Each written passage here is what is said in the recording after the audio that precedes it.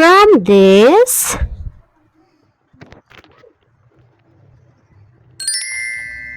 to this.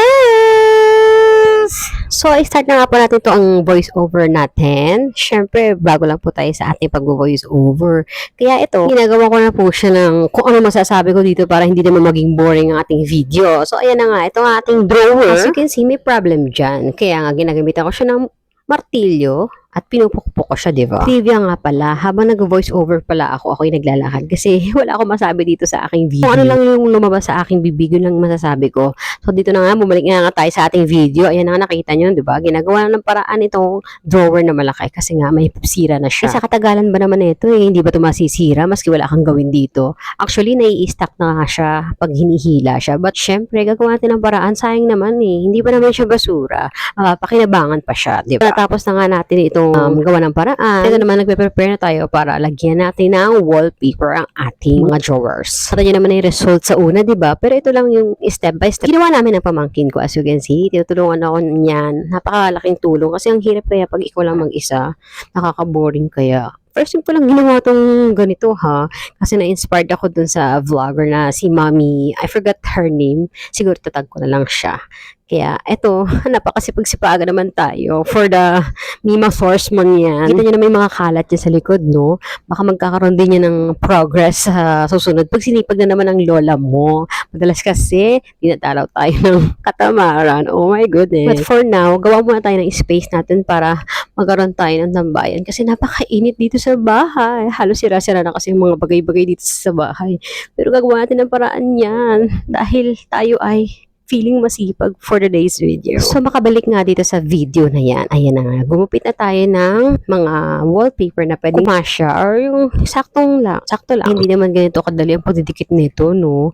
Dapat, maayos para at least maganda yung tignan sa mata. Eh, ako yung taong mabusisi, gusto ko yung perfect, pero sa kinatagalan, hindi na nakikita yung mga pagkabit ko ng wallpaper dyan kasi hindi naman ganun perfect na yung dulo kasi napapagod din ako guys. Pero hindi naman yung mahalaga. Ang mahalaga is, nagawa natin ng paraan, naitapon natin ang mga kalat dyan sa cabinet ng study table at napakinabangan natin siya ngayon kasi napakatagal na siya, ini-stack na lang natin dyan kasi nga sobrang tagal na ng panahon, wala na, kala natin yung mga bagay na walang pakinabang, nagkakaroon pa pala ng pakinabang basta gawan mo lang magandang makeover, diba? Para at least may inspire ka naman na gumawa pa ng mga kung anong pagbubuting-tingin mo dyan maski hindi ka naman expert sa ganung bagay, diba? Pero at least, tinry mo, try until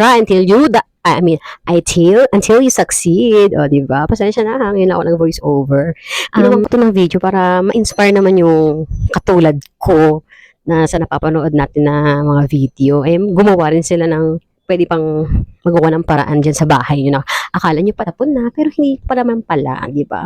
Gaganda pa rin ang mga bagay basta gagawa nyo ng paraan. Using your DIY skills, di ba? Ayan, wallpaper lang yan, guys. At konting pasensya. Hindi pala konti. Mahabang pasensya. Kasi to be honest, hindi siya biro ang pagdikit nito, no? You need to be perfect. Kasi perfectionist tayo. Hindi naman tayo perfect, pero parang gusto ko yung ganun, di ba? Kaya nga, practice makes perfect, diba? Nobody's perfect, but why do practice? Oh, bongga. Saan kayo dyan, mga yan nga nakikita nyo, diba? Napakabusisi ko, maski napakaliit na wallpaper yan, talagang anuhin natin yan. Anuhin nga natin yan.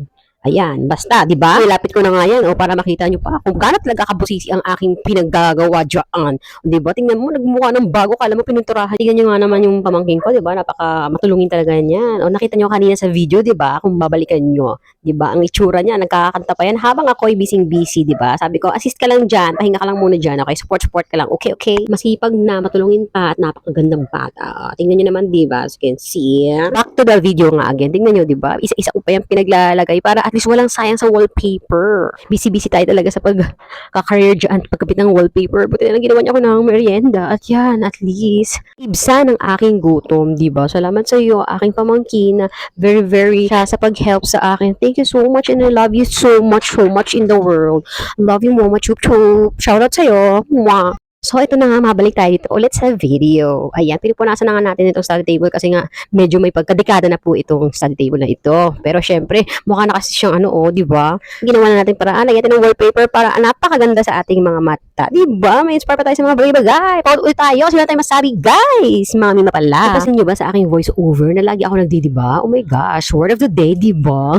Comment nyo nga ako napapansin nyo yung voice over ko na, di ba? O, saan kayo dyan? Di ba? Kaloka. So, this part naman nga, madali lang siya ikabit dahil diretso lang siya. No need to cut ng mga maliliit. Pag ako lang mag-isa dito, kayang-kaya ko siya gawa ng paraan. Ayan na nga, di ba? Maski mag-isa ko lang kasi ang aking pamangkin, busy-busy siya, tinawag siya, marami siyang ginagawa rin sa life. Masipag na bata yan, as you can see, di ba? Okay lang naman, kaya ko naman, maski mag-isa, may mga part lang talaga na kailangan ng help kasi kailangan mag-assist para hawakan yung wallpaper, di ba? Tsaka gustong rin niya makatulong. Alam mo yung parang belong siya dun sa aking journey ng pag-DIY, di ba? Di ba? Pinakuha ko tubig kasi uhaw na ako. Ayan, sabi ko, gusto ko na siyang tapusin kasi gusto ko na siyang magamit. As in, excited talaga ako, guys. Ayan na nga, di ba? Ang ginagawa ko, tinutugtungan ko na lang siya. Hindi siya halata kasi yung design niya is parang magkakamukha lang naman din siya. Basta ayusin niyo na lang yung pagkakalagay niyo. Hindi siya katulad ng ibang mga wallpaper na pag pinutol-putol mo, hindi na siya magkakamukha. Sa discarte nyo rin yan, guys. Kasi nga, di ba, do it yourself, DIY, my gosh. So, ito na nga yung part na medyo mahirap-hirap kasi nga merong baku-baku yan dyan. Kaya gumagamit pa rin kami ng blower maski papaan para dumikit talaga daw yung wallpaper. Yun kasi sabi ni Nima na na-inspire ako sa video, yung mahilig mag-DIY, yung napaka-social na mahilig sa gold. Diba? Gold lining. Ayan, that time, I think hindi pa kami kumakain dyan kasi willing na talaga akong tapusin yung aking project na yan. Kasi almost 3 days ko rin yan tinapos Kasi hindi naman sa medyo busy rin ako sa aking life. Ako ang nagluluto. Nagpe-prepare ng pinagkakainin ko. Ako rin naguhugas.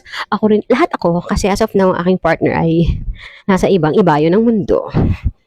At ganoon din naman ako. Pero ngayon, pahinga lang tayo. Habang pahinga, may ginagawa tayong alam mong mapapakinabangan at maganda sa mata. Ayan na nga, mabalik nga tayo dito sa video. Di ba nakita nyo? Ayan yung struggle ko dyan.